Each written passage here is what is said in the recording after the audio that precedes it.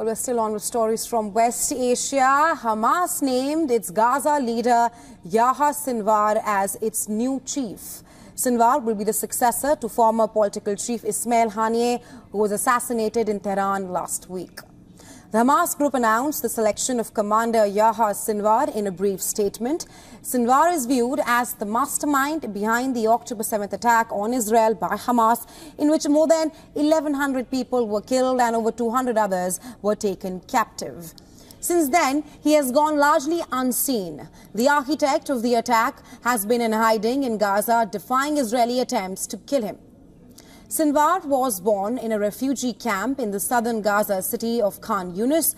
He became the leader of Hamas in the Gaza Strip in 2017. But his appointment to the top post now comes as an indicator of the position that Gaza holds in the group's political vision. Experts say this choice puts Gaza front and at the center of the dynamics in the Hamas movement.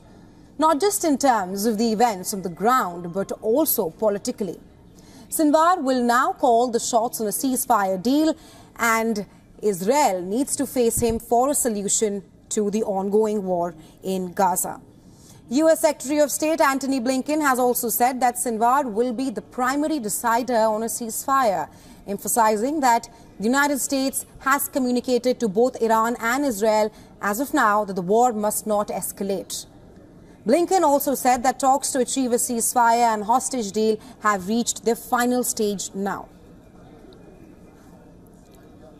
With regard to Mr. Sinwar, he has been and remains the primary decider when it comes to concluding a ceasefire. And so I think this only underscores the fact that it is really on him to decide whether to move forward with a ceasefire. In this choice that is set to assess the group's future, other Hamas leaders who were seen as potential replacements for Haniyeh have lost out. The most significant of them was Khalid Mishal. The former leader led Hamas for 13 years from outside the Palestinian territories until passing the baton to Haniyeh in 2017. But the movement appears united around the choice of Sinwar. According to reports, Mishal has backed Sinwar in loyalty to Gaza and its people.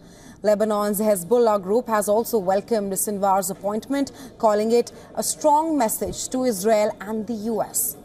Meanwhile, Israel's military spokesperson Daniel Hagari has said that there's only one place for Yahya Sinwar, and that is next to the other militants behind the October 7th attack who have already been killed. Yahya Sinwar is an archi-terrorist responsible for one of the most horrible terror acts in history, the 7th of October. There is only one place for Yahya Sinwar. It's next to Muhammad Def, next to Randur, next to Ayman Nofel, next to all the terrorists that were responsible for the 7th of October. This is the only place we are planning for Yahya Sinwar.